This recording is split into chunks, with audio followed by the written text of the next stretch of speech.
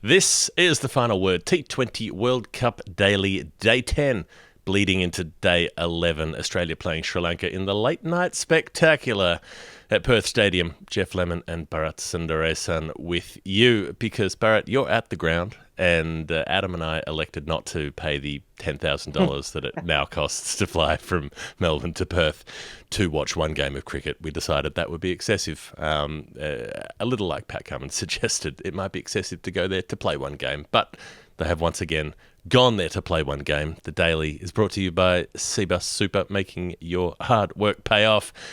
And you did the hard work today, Bharat, all the way over there watching that game. And now you're going to do the hard work of trying to explain that match for everybody in 30 seconds or less. All right, here we go. It was a late night start for the East Coast. Match didn't start before 10 p.m.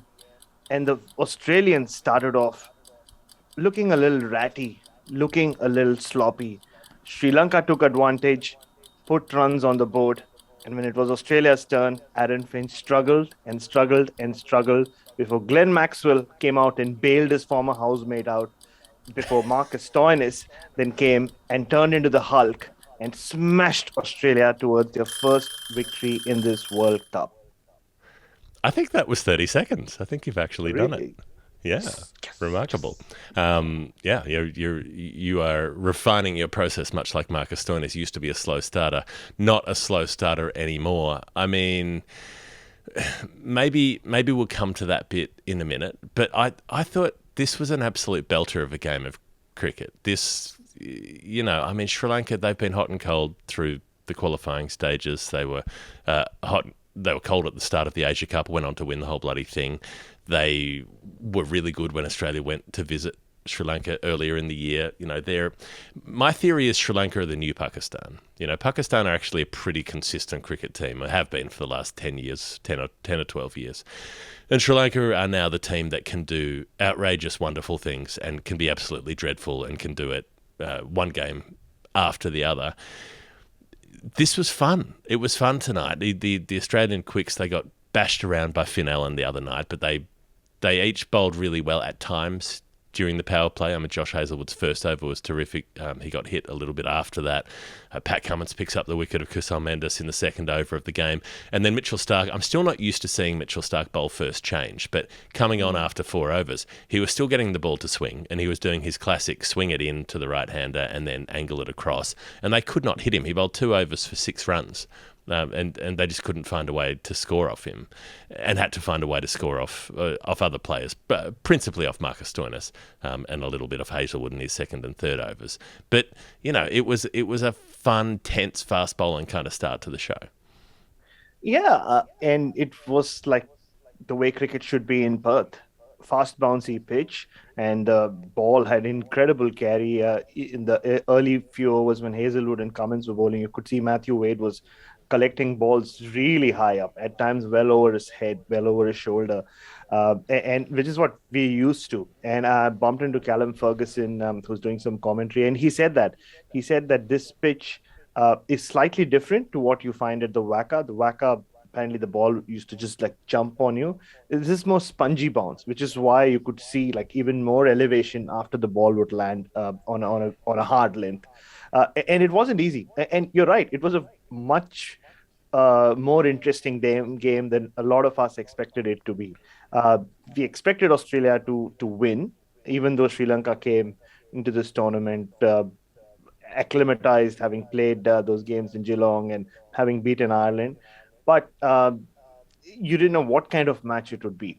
We expected Sri Lanka to maybe scratch around, make some runs, and then Australia to cruise home, which eventually happened, but it didn't happen. If you look at the scorecard a few years later, you'd think a Uh-huh. very straightforward win for Australia. But such bizarre things happened, like Australia taking 44 balls in their innings to find their first boundary, which was strange. And even the way the Sri Lankan innings panned out, you're right. Australian fast bowlers started off really well.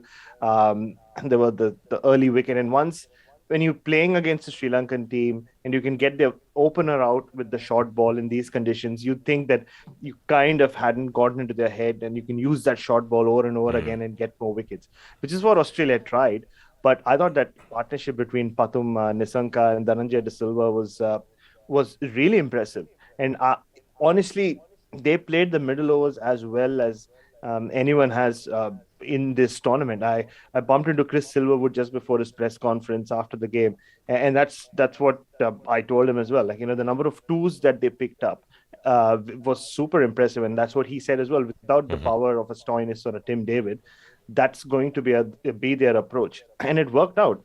Australia looked strangely flat. I couldn't get my head around what it was. Something Hmm. didn't seem right. They almost felt a little, at some levels, grumpy. People were getting angry with each other. At one point, Aaron Finch was angry that the helmet wasn't brought out on time, and he wanted Ashton Aaron Agar Finch to was come in. angry all night. I mean, Aaron Finch was He was. furious. He misfielded and he was punching the ground. He was angry when he was batting. You could just hear him yelling at himself through the stump microphones. He was mostly angry at Aaron Finch. Yeah, true, absolutely. Throughout the day, and even some of the others, Pat Cummins dropped that catch, and he went for a lot of runs in his last over. He just didn't look like himself.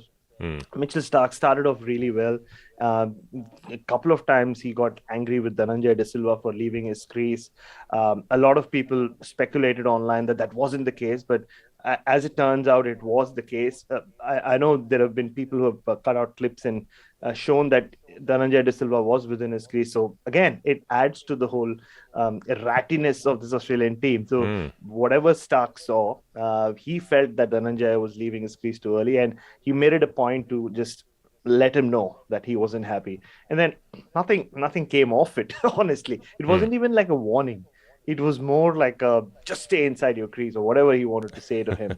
Um, and yeah, I mean, umpire Erasmus, for those of you wondering, on TV, you might have seen Erasmus signal for the ground staff to come in and sort out the foot marks or where the bowlers landing spot. That was for the other end, so it had nothing to do with Hmm. Stark. So it was just generally a very performance by Australia. They just felt like they felt like a team which were being bothered by the famous Perth flies, even though there were no flies.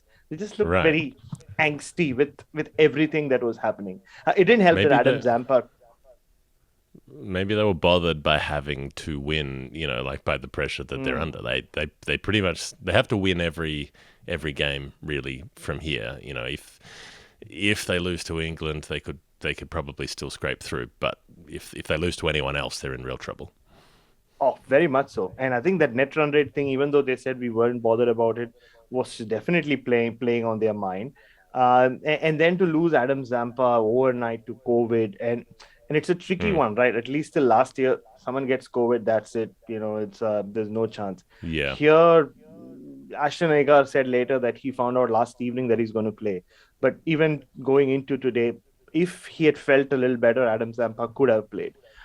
So that didn't help. He's Hmm. plays such a key role for them. So all that just added to, I think, Australia being a little and a little but it's They late were at they were night. both ooh and air. Okay, so Yeah, yeah, put it. so Zampa missed out with COVID, even though under the regulations now he Mm, would be allowed to play because it's a non-contact sport. So they've decided that that's okay with everybody vaccinated and so on. Presumably that he's allowed to play, like Talia McGrath played in the Com Games, but mm. they elected not to. So it was that partnership, Nasanka and Dhananjaya, that you're talking about. They get Sri Lanka up to 75 in the 12th over.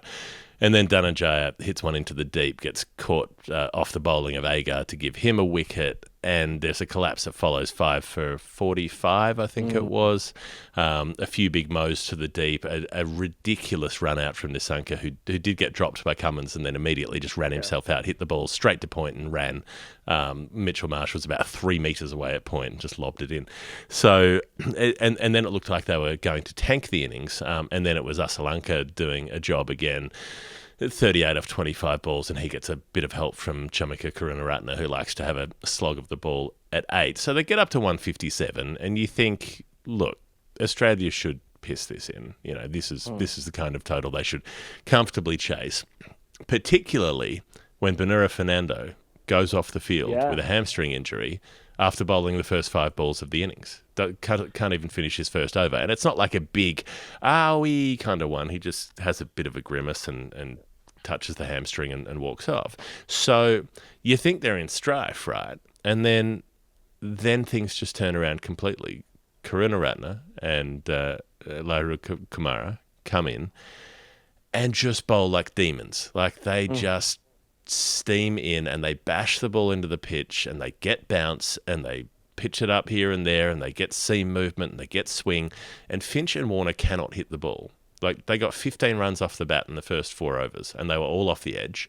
And then there were a few, leg buys and buys from the ball cutting around off the seam. Like it was jagging back and cutting both players in half consistently. It was decking away and beating the outside edge. It was taking inside edges into pad and they're scrambling through for a single here and a 2 there. It was so uncomfortable out there. It was genuinely difficult batting.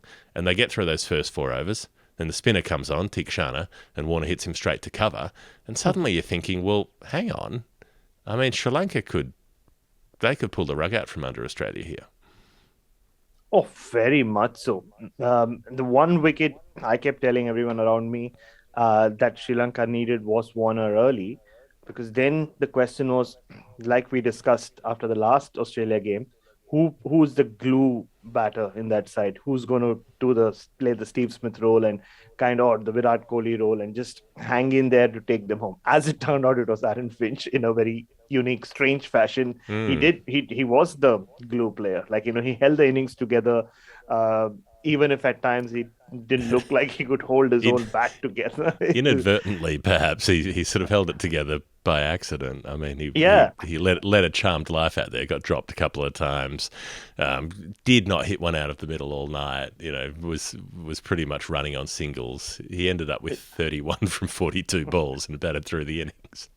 Yeah, but I have to say this about the Binura Fernando injury as well. Like, adding to the whole bizarreness of the night, he had just flown in as a replacement for one of the many fast bowlers that they've lost, right? Dusmantha Chamira, which is a sad story. I mean, Dusmantha Chamira, if you remember, Jeff wasn't allowed to play the Test series against Australia because they were keeping him fresh for the T20 World Cup. I shouldn't be smiling, but I had never heard of any team do that.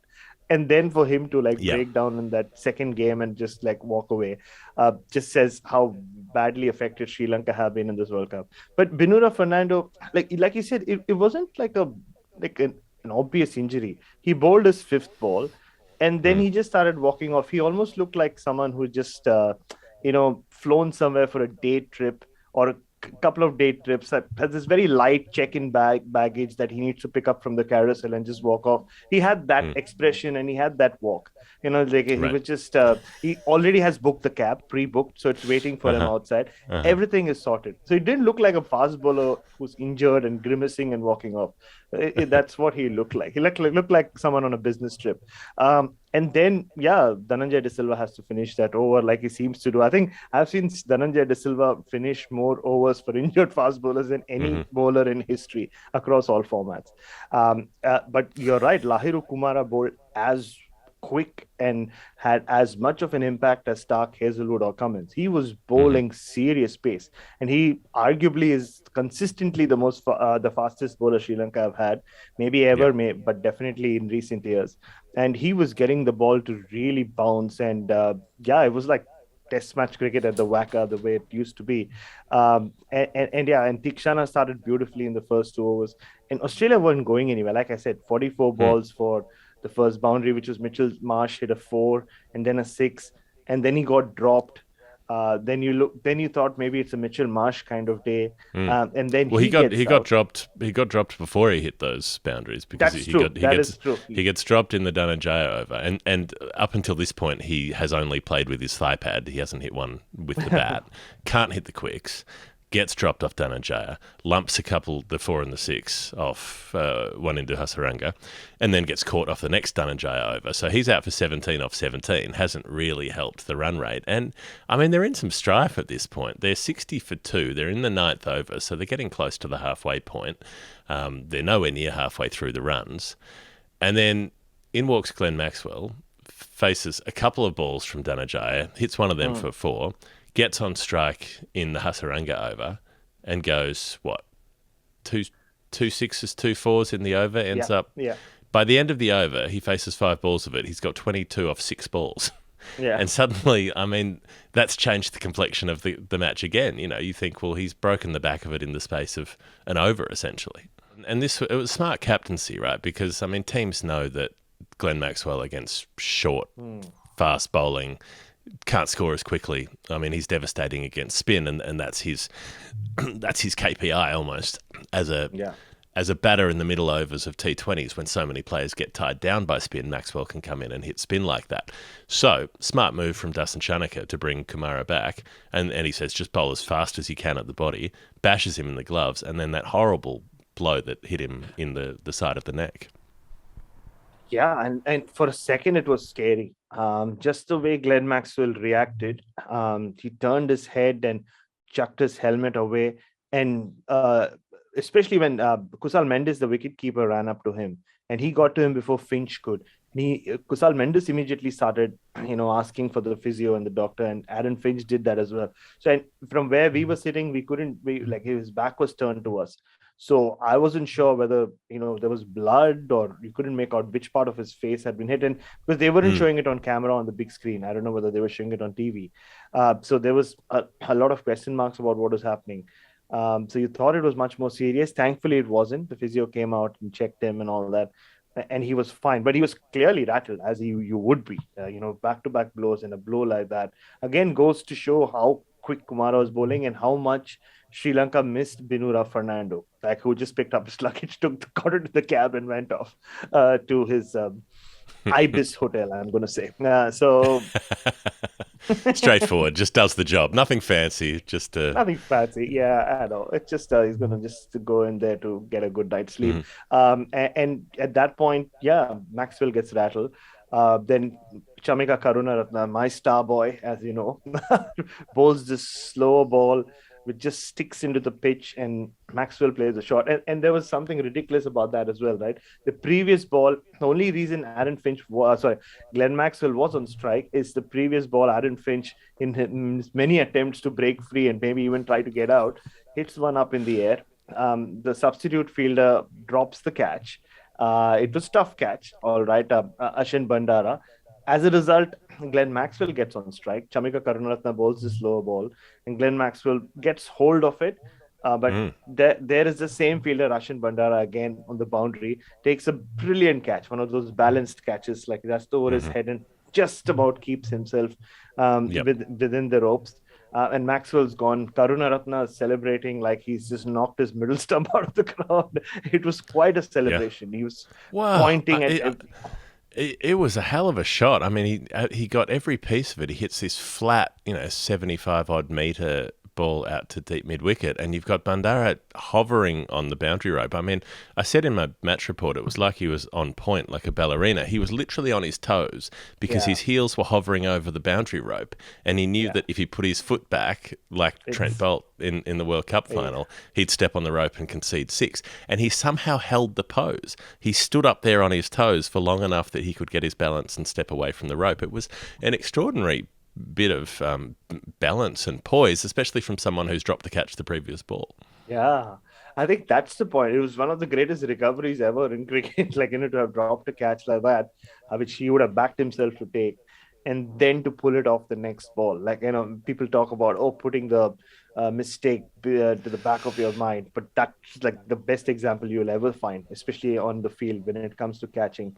And at this point, again, you feel like, oh, you're down to, now Marcus Stoinis, Tim David, and Matthew Wade. Uh, but also the fact that Aaron Finch is just not getting the ball away.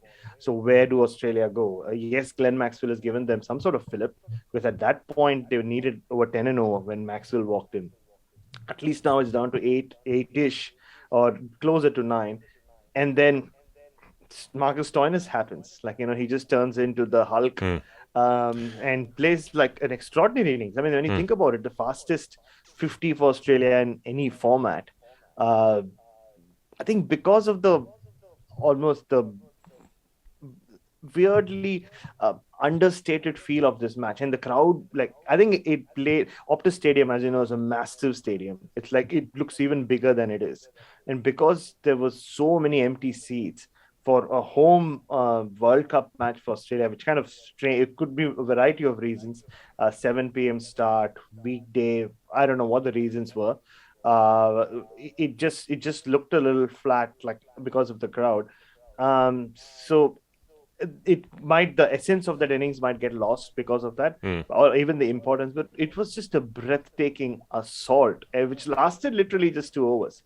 Poor mm, Hasaranga once again just taken to the cleaners, what going for 50 runs in 3 overs, and then he smashed Tikshana as well for a couple of sixes or three sixes in that over. And that was it, match over. Like bizarre mm. match comes to a bizarre end. Well, but I'd throw in the fact that in the first over that Stoinis is out there, he looks very uncomfortable. He's facing Dasan Shanaka, who's bowling pretty quick at him. He Yeah. gets a inside edge through fine leg for four, outside edge past the keeper for four, and he's playing with the edge like everybody else. And then he faces spin in the next over and just goes to town. Karts Hasaranga, who goes for 53 off 3 overs, and then three sixes off Mahesh Dikshana, including a cover drive six, that extra cover special that Stoinis can produce these days. Mm.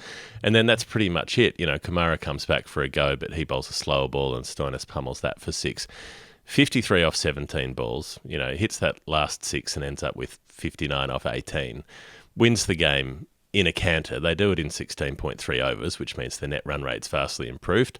And they end up with 158 for three. So, like you said, on the scoreboard, it looks straightforward. And on the field, it was a much harder tussle than it would seem from the numbers. I mean, plenty of things that we've talked about that could have all been in the Hall of Fame for our favourite moment of the day. Hall of Fame's brought to you by CBUS Industry Super Fund. They've got 850,000 members.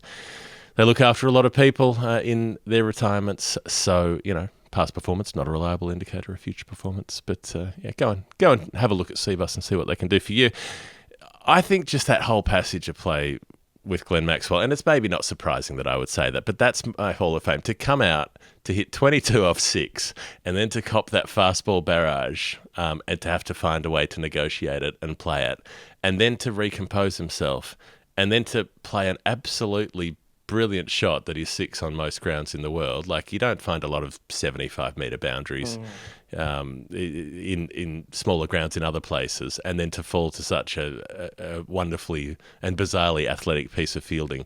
It was an entire journey in the space of about 12 deliveries, and I lived and breathed every one of them. Yeah, I mean that's a great nomination, and yeah, but that innings kind of got overshadowed by the Marcus Stoinis assault. But yeah, that's the innings that really, not just in today's game, but for Australia's World Cup campaign, they needed that, and I think even Marcus Stoinis spoke about it. He didn't say that the dressing room was flat, but they needed something to lift themselves up after that really shoddy display against New Zealand, and it came via Glenn Maxwell. I mean, who but Glenn Maxwell, right? Especially with Finch struggling at the other end. And then Stoinis kind of carried it through and smashed it home. A couple of nominations for me. Not the first one's not so much a nomination as the fact that after all that, it was Aaron Finch who got the winning runs, right? And then he starts like bowing to Marcus Stoinis because of what Stoinis had done. And you should have seen him like as Aaron Finch was like uh, first he finished like shaking hands with the Sri Lankans, but as you're shaking hands with his own teammates, he looked so embarrassed about it, and he's so sheepish, and like all of them were like just rustling his hair or putting an arm around him, like so, which also kind of tells you all this talk of like is this should this innings decide Farrah Finch's career or and all that. There's still such love for him in that team. Like I think anyone who's played cricket at any level has sort of at some level been through a day like that, like especially with the bat. You felt for him at times when he was just throwing up his hands, asking Richard Illingworth if he had any ideas as to how he could lay bat on ball, or the times he shouted like oh, why can't I just time this ball. But another nomination for me, and this is something that I just spotted and I kind of found cute and funny. I can't be certain that this was the case, but this is what it looked like. So every time Steve Smith and Kane Richardson ran out onto the field to give drinks, and Steve Smith clearly hasn't played a game in this World Cup. The competitive juices are flowing, so he needed something. So it was very funny knowing Steve Smith. and the like, how we've seen him over the years. So every time they would run off into the dressing room, clearly Steve Smith was running like he was in a race. And as soon as he would reach the dugout, there was this sense of elation. But Kane Richardson was not participating in the race. So I don't know who the race was against, but he just was very insistent that there was a run race or a running race on. So I just found it cute more than anything. All right. Well, I like it. That's the kind of thing that you do pick up at the ground that we don't pick up on the screen, which is why we always like to be at the games when we can. Adam and I will be at the MCG tomorrow for the World Cup Daily Day 11. And we'll keep on rolling on through the tournament. Jeff Lemon, Bharat Sundaresan, final word, World Cup Daily. See you next time.